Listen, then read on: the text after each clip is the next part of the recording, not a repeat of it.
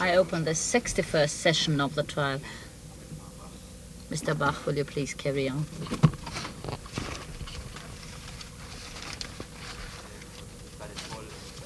Your Honors, yesterday in the afternoon session I presented a number of documents which pertain to the plan of deporting all the Jews of Budapest and about the last-minute failure of this program.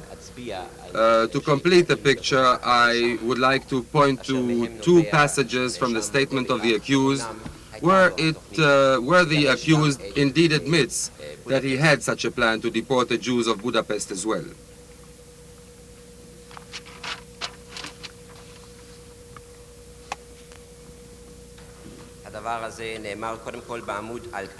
First of all, on page 2186 of the transcript of his statement, here it says at the bottom of the page, "Of course I cannot deny this. Of course there was the intention to deport the Jews of Budapest as well." He doesn't say to deport, he says to take them on a trip from there, to carry them away.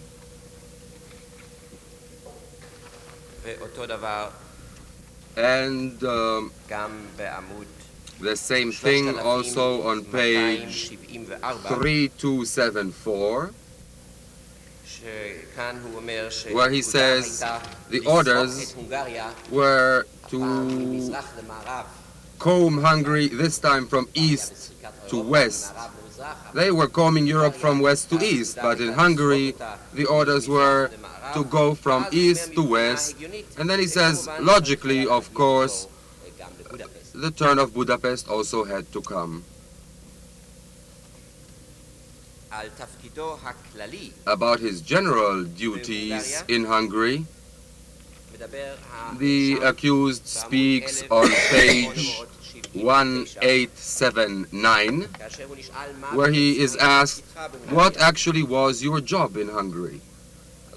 And he says, "When I had orders to go to Hungary, I was told by Müller that my assignment was to see to it that the speediest evacuation of all Jews from there to Auschwitz is carried out."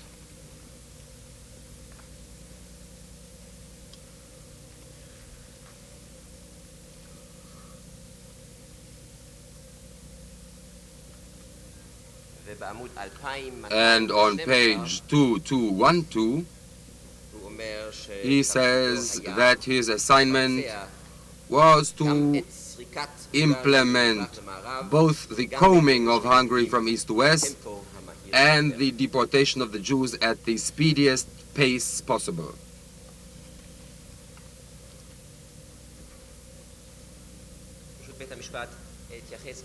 By permission of court, I would like to refer to other passages from the transcript of the statement in connection with other matters which have been brought up in the testimony here. Now, the Manfred Weiss story, the accused refers to this on page 2202 of his statement.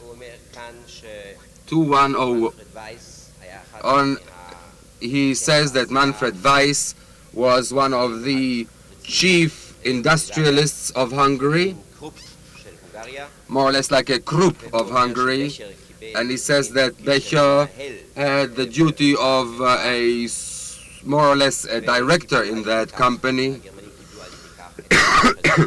and that's how the Germans took over the property. This is on page 1201 of the transcript of the accused statement.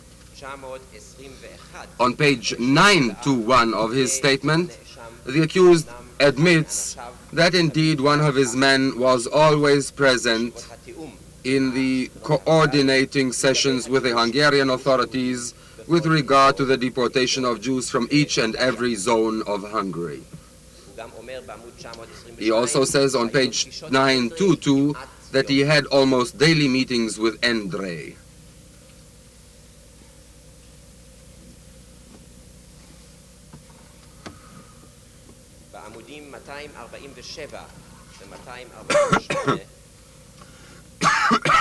On pages 247 and 248, we find the argument and the contention that children were not deported from Budapest. And he complains about this fact that children were left behind in Hungary. On page 285, he describes the trunks full of money and objects of value handed over by the Jews and which he had seen. He says he does not know the details exactly, does not know any particulars, but he saw those trunks in his office. On page 289, he describes his car and says that he had a swimming car, an amphibious car. And we took along with us, I took along a stamp of the Swiss consulate. I also took protective letters, the blank forms. I took a typewriter along. And on the 23rd, I left with another person who worked there, Kluger, a driver, and a Jewish man named Polak. And we took off at night. We left Budapest about 3:30 a.m. And early in the morning, we got to Hegesholom. Mr. Bach, did you see the Jews on the way? No, I did not see the Jews along the way. It was night. Maybe they were not going along the main highways anymore. They were going along the side roads. And except for that, most of the groups were permitted to rest at night. I, during my journey, did not find any people marching. That is, you saw those who marched at Hegerschelle, not before. Yes. Will you please tell the court what you saw at Hegerschelle? When I got to Hegesholom, I found the people, well, I had grown accustomed to see things, but what I saw, there was a big courtyard there, a farm, a big barn, and these people were locked in there by their thousands. They had these smaller sheds where tobacco was being dried. They also had people locked up there, but a few thousands were in a huge barn, and there was strict guard between the cracks in this in these wooden slats. I saw these little holes. I could see the faces of these people. People who had gone this way, marched for 220 kilometers. The fear of death was on their faces, and they were in terrible conditions. No hygienic conditions. They had to relieve themselves in the barn, men and women. I only heard shouts, help, help. They heard that someone was coming from the embassy, and the people thought I could save all of them. They began screaming, and I saw the conditions were awful. They were hungry and thirsty. I could not describe this condition as I saw these people then. That was the condition. There were people, I heard the names, an actor, an elderly person, a well-known man, I cannot recall his name, lawyers, scientists, Jewish scholars of all strata of the population. At first they looked for the notables and they took them in this march. President of Court, how many people were there, Mr. Breslauer? I could not check. There were thousands. Yes, there were thousands still then. Terrible, crowded. They were crowded in this barn, and they got there in the morning, and then they were handed over on the next day to the Germans across the border. I was there for 4 days. I tried everything. I went to the pubs. I paid and bribed people. I wanted to receive details. I wanted to have protocols. They were handed over to Visliceni on the border. He took them over by number, not by name. They had lists of the names, but I could not get lists of names, and I did not know the exact number. They spoke of about 10,000 people having already been handed over to the Germans until that day. Could you come up to them or only see them from the outside? Here and there I could see them from the outside, but sometime I was given permission by some local people. I looked for them on Sunday and Monday. I had some contact with people on a lower level, and the situation was this, that there were many Hungarian Jews who themselves, many Hungarians who were afraid of this. Others were touched, felt compassion, but then they were afraid. They said, you will then inform on me, you will say I helped. And I wrote down names. I worked all night. I took down names, and I wrote these documents. I issued these protective passports to give to these people. Mr. Bach, what was the age of the people? It was different. They were elderly. There were elderly people and young ones. There were adults in their 40s and so on, people who were rounded up in the streets from the homes, and even those who had been mobilized, recruited for this labor force. They had also come. They were of certain ages, but they were, a large part were very old people and children. Mr. Bach, I understand that you reported what you saw. Have you any idea how many people took part in this transport? My estimate is more than 50,000 altogether. I did not find this out then. This went on later as well. And I learned also from people that the Germans wanted to receive only those fit for physical labor, but the Hungarians wanted to hand them over en masse, all of them. I tried to see what was happening, and I learned that there was a forest near Hegesholom, and there was a neglected and abandoned house in that forest, apparently an old estate. There were a few rooms there, and I found these people. They were just waiting for death. There was no treatment, no medical care, no food. Here and there they got some soup. Those who had some money could get a cup of water. It was this old hunting lodge where they were, and I saw people dying, and I saw people who could still scream. I was not there for any length of time.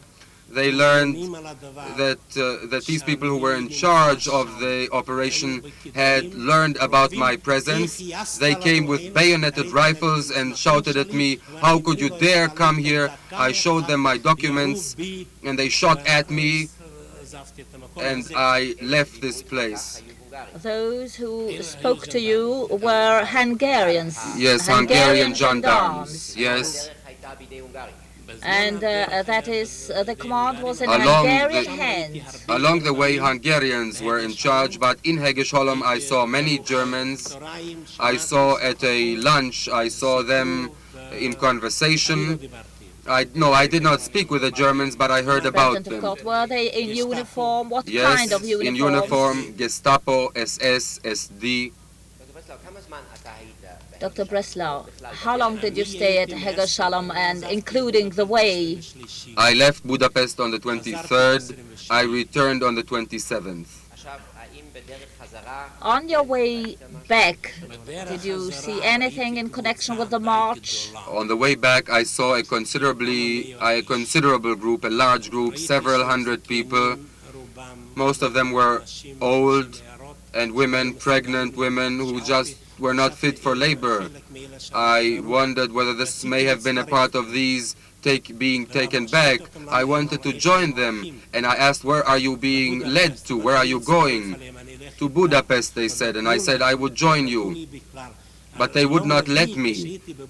But on the fourth day, when I came to Budapest, they said, your passport has expired, your documents have expired, and I remember on Sunday, on the first day I had 100 people, then 200, then 300, but then they said, your documents expired, the documents giving you free passage, free access to all these people have expired. You must go back and report to the Interior Ministry. When I came on the way back, I saw this group of a few hundred people. I wanted to join them, but they would not let me speak with these people. It was not far from Komarov. In Budapest, I went and asked, where did these people disappear to? I later learned from an authoritative source that these people were taken to the Danube, were shot and killed and thrown into the river, into the Danube.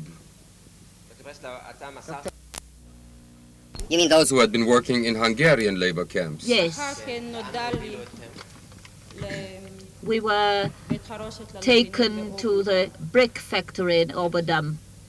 This is a suburb of Budapest, near the mountains, near the Buda district. You meant the hilly side side? Of Budapest. Could you tell the court what happened there? On our way, we came upon many groups removed from other houses. And on the way, there were corpses lying by the roadside. We saw them with a yellow badge. There was no doubt that they were Jews. Either from the head or from the chest there was blood. This was still inside Budapest? Inside Budapest, on the way to the brick factory. We were taken to that factory. There were kind of small cells, brick cells. There were already many Jews in the factory. About how many would you say? I cannot say. I cannot Hundreds, mention a number. Thousands? Thousands of people. We were kept there all day and all night. It was impossible to stretch out one's legs. We were crammed and overcrowded. You say they took children and old people as well. What were the ages? Yes, from the same house, and on the same day when I was taken, there were two girls, one 15 and the other 12 years of age. There were women with us above the age of 50. They took my mother 5 days later. Yes, you will tell us about your mother later, but let's see what happened at this stage. Did they take pregnant women? Yes. My cousin, she was in the 8th month of her pregnancy. She was taken with us.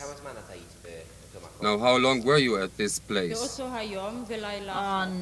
We stayed there on that same day and the following night. Could you describe the conditions from the point of view of food, hygiene, and so on? We had to take food with us for 3 days. These were the instructions. But we could not eat. We simply couldn't. We were crammed, and the soldiers with the arrow cross were running around, shooting, throwing hand grenades, and saying that this was done against those who tried to escape, as a warning or in punishment. Yes, and what happened then? On the following morning, very early, we had to line up, and there was a commission with SS commissioners and others in civilian clothes. You mean German SS officers? Yes. We were lined up, as I said before. We started marching. Did you know where you were going? No, we were told that we were taken to work. Yes, go ahead, please. We walked from early morning till late in the night. There were many who on the very first day fell and never got up. What happened to those? They remained on the roadside. They were either shot or beaten until they died, or they were left behind in a dying condition. Did you with your own eyes see I this? saw more than one. Now, how many hours did you say you were marching that day? I cannot say. My watch was taken away, but from sunrise until sundown we were walking. Did you get food? In the evening, a kind of filthy water. They said it was soup. Where did you stay the night? Whenever the sun went down, if it was a stable, there was no question of lying down. We simply sat, huddled, crowded, and once in the open field, because we did not reach any village or any stable. There was once also, we came upon a boat, a freight boat, and we were put into this boat for the night. How many people were in this group where you were marching? Some 1,500 to 2,000 people. We walked in fours. Now, how many days were you en route? We walked for 8 days, but on the 5th day, when we arrived at a swine farm, and where was that? Do you remember the name of the place? this was near Ger. We were taken into this place destined for the pigs. We crowded into that place. Many of us were already sick with dysentery. The feet were wounded. The gendarmerie escorting us on that days, they were changed every day. They chose some 20 people out of us who could still hold on somehow, and we were supposed to stay on in the morning to clean up the sick and to bury the dead. Green was advancing and retreating all the time. We came to a village called Lichtenberg. We were taken into a building around which there was a fence of bricks. Inside it looked like a factory with large halls. All around there were large windows in the walls, but without any panes, any window panes. There were some 1,500 women in the place. They said this was a women's camp. We were 1,600 women after we were brought, and 100 men caught on the way, seized and Who guarded over you there? There was a Lagerführer, a commander of the camp, an SS man. And how was the treatment? this was a special camp. They called it a camp to exterminate spotted fever? They said we were held in quarantine. President of Court, what was the name? Mr. Bach, spotted fever camp. Who called it the camp to exterminate spotted fever? We heard the SS men speaking amongst themselves, and we were warned not to dare try to leave the camp because we were under quarantine and we may spread the disease, the epidemic, to the outside. The floor was concrete. President of Court, did you say extermination camp? Yes, Vernichtungslager, extermination camp.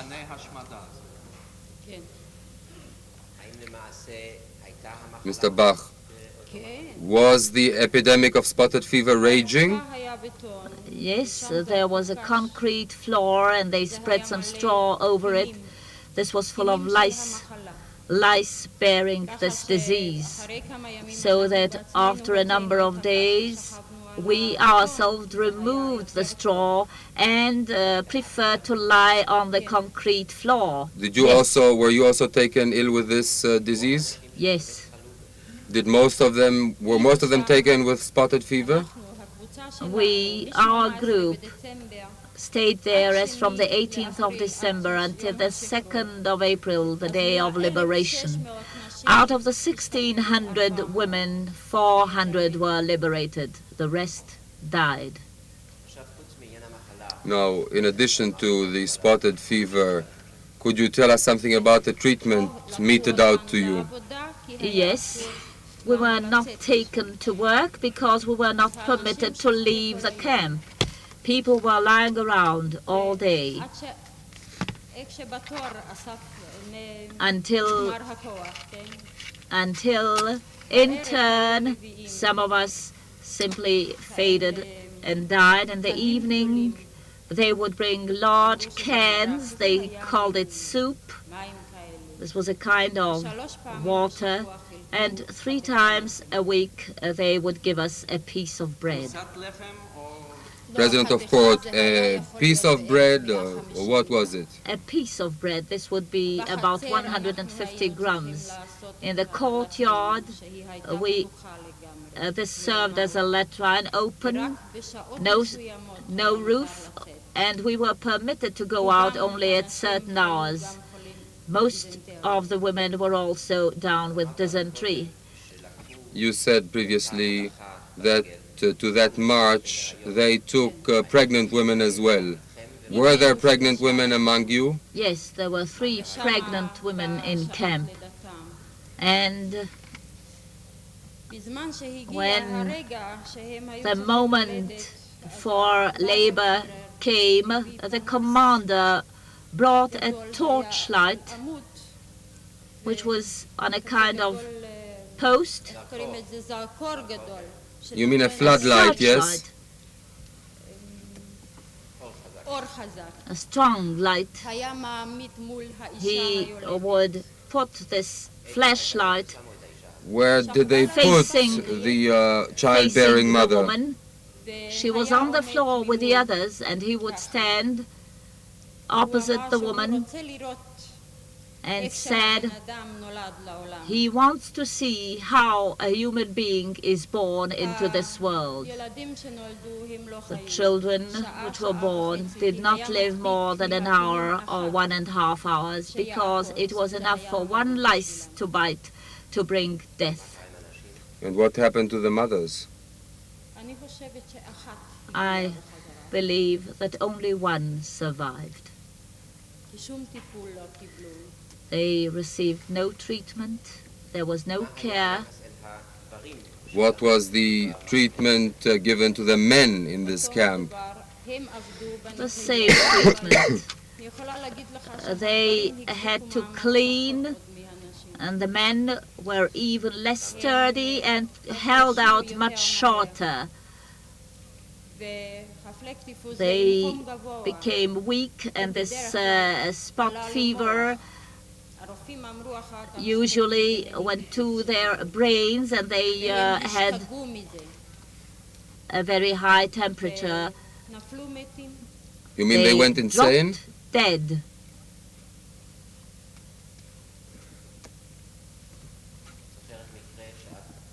Can you remember an incident when you wanted to give some water to somebody? Yes, but this was not in this camp. This was in another camp.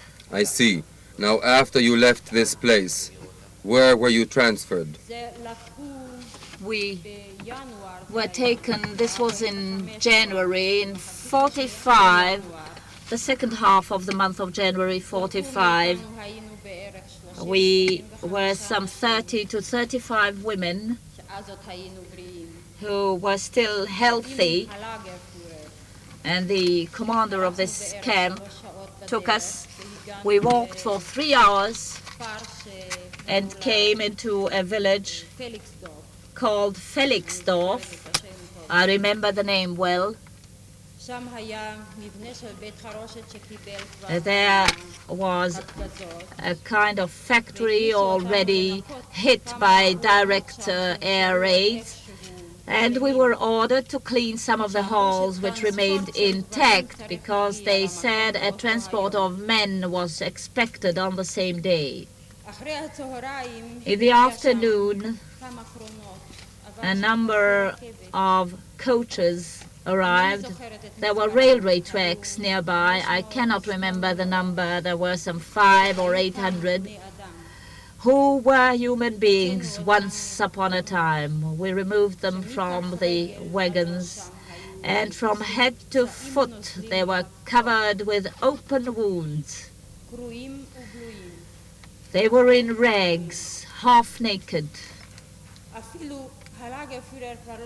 The commander of the camp did not let us take into the halls we cleaned.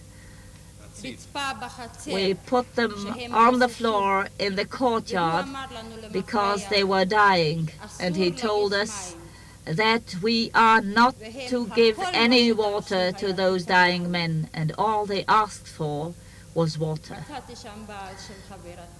I found the husband of my friend. He was a young man, but he was dying. He was all one big open wound. He saw me, and he asked for water.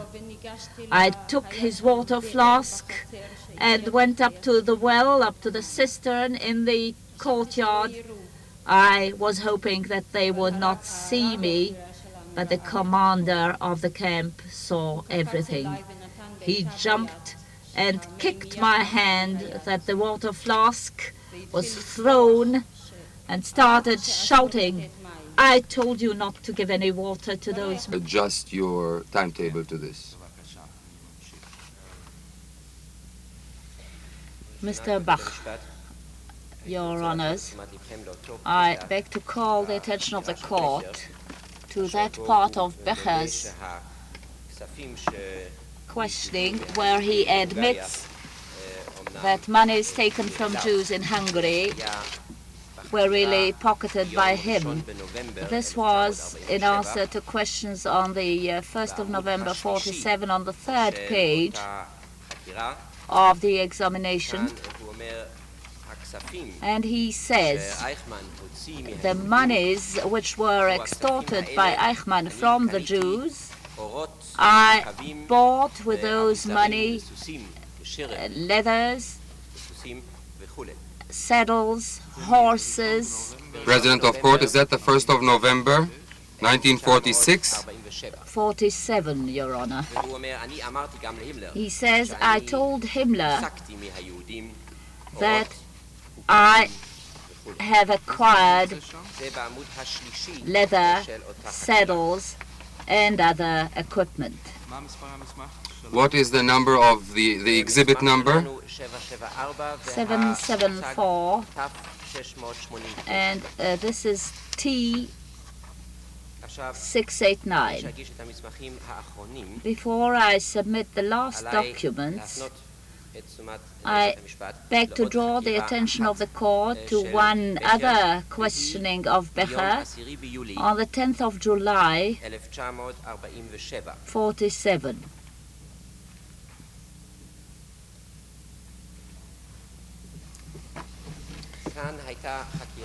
Here, this was in the presence of Dr. Kastner, and there was a kind of conversation between the two.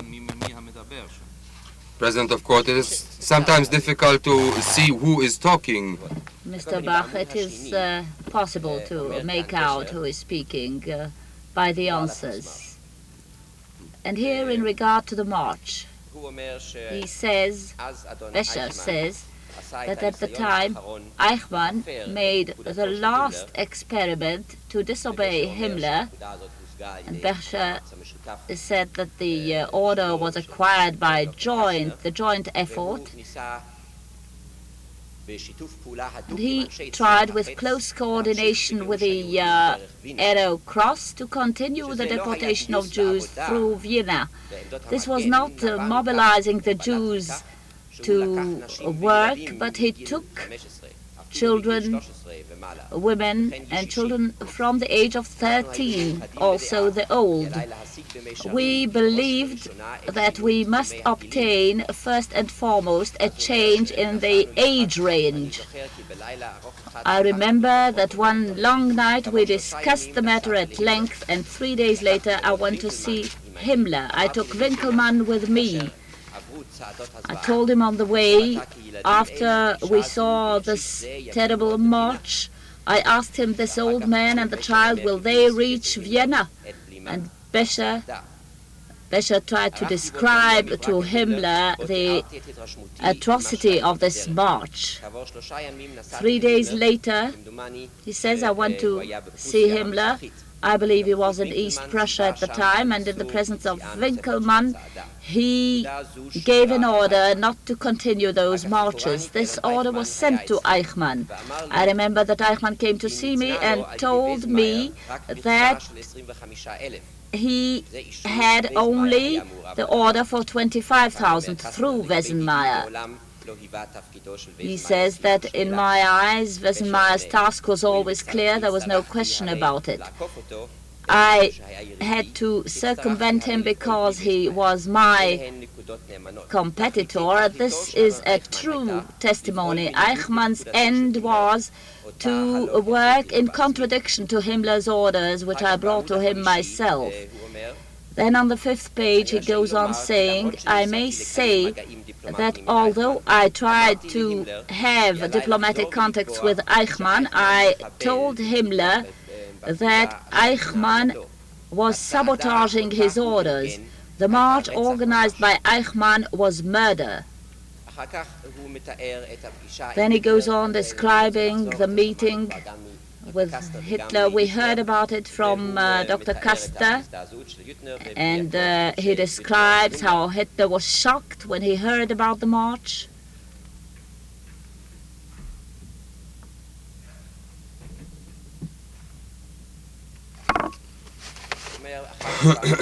And then on the 7th page he says, I saw that Eichmann tried continuously himself and by means of his subordinates, that in spite of the fact that I tried not to come into friction with Eichmann, I shall not be able to stand his sabotage any longer. Himmler told me to stay here and instruct Eichmann to appear. I said I could not stay, I must return to Budapest. Then Himmler said, then bring Eichmann along with you next time. Later on the 8th and 9th pages, Becher says that Eichmann hated Dr. Kaster and was after his head. This is also what Wislicenny said. And then he comes to the main point. Now I wish to tell you a few things more in regard to the joint negotiation with Eichmann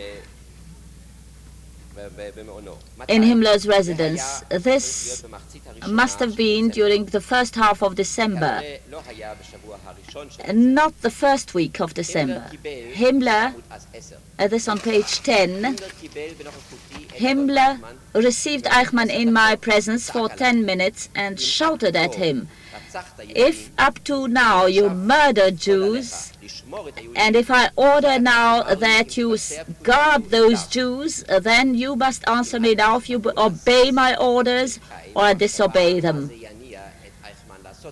I was thinking, what would Eichmann be planning against myself? And Eichmann answered, of course, my Reichsführer.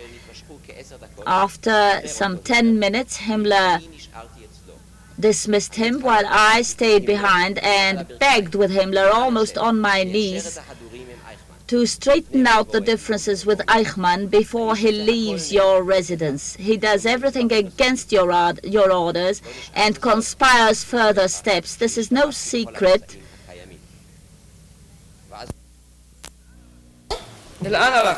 Yes, so where did you go? Once we get down from the truck, they put up 2 machine guns each side of the road, and told us, go eastward, don't come back or don't even look back. Some of the people had to do their hygienic doings on the side, and they were shot right on the spot. ירדנו מן המשאיות, העמידו שתי מכונות ירייה לצידי הכביש וציוו עלינו לצעוד מזרחה. אמרו לנו, אסור לכם לחזור, אסור לכם אפילו להסתכל אחורנית. אנשים אחדים אשר רצו לעשות צורכיהם לצידי הכביש נורו ונהרגו בו במקום. על ידי מי? By whom? By the SS. על ידי ה-SS. כן, מה אתה עשית? ספר רק מה שאתה עשית. What did you do? Tell us just what you yourself did. Well, we were together where my father was 58, my mother, she was 43, my brother, who was 22, I was 21, my sister was 19, my brother was 16, other brother was 14, sister was 8, and the little brother was 5. We're trying to keep together and go along on the road, what have been told by this brave SS. אנחנו היינו אז אבי בן 58, אמי בת 43, אחי בן 22, אני בן 21, אחות בת 19, אח בן 16, אח בן 14, אחות בת 8 ועוד אח קטן בן 5. אנו ניסינו להישאר ביחד ולצעוד בכביש כפי שצווינו על ידי אותם SS הגיבורים. מי מכל אלה מבני משפחתך נשאר בחיים? And who of all those members of your family remained alive? Only myself. רק אני.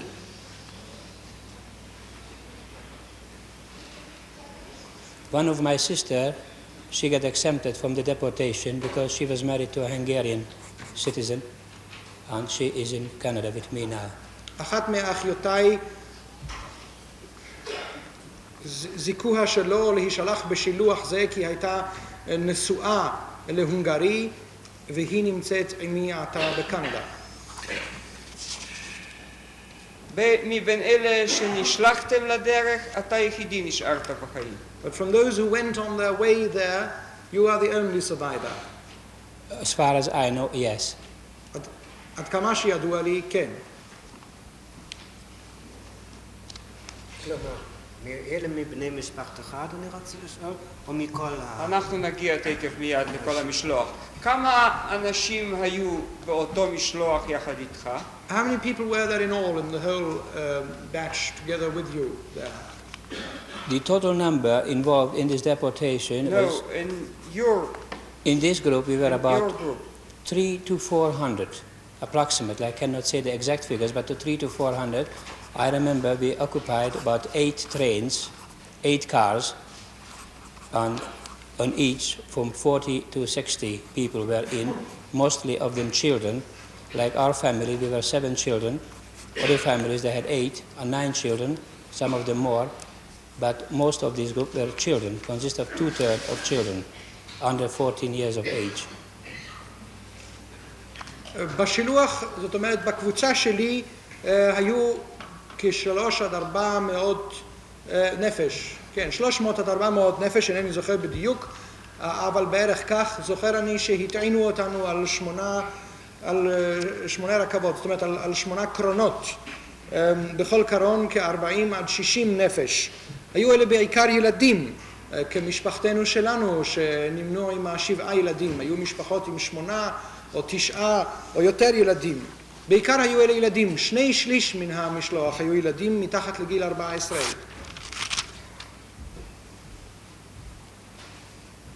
כמה מן האנשים האלה שהיו איתך בקבוצה נשארו בחיים? And how many of those who were together with you in that group remained alive? As far as I know, all by myself. עד כמה שידוע לי. Then you were taken to the Majestic, a hotel on the Schwabenberg. That is correct. אחר כך נלקחת אל מלון מג'סטיק על הר השבאבים. Now please tell us what happened to you there. אנא ספר לנו מה קרה אותך שם.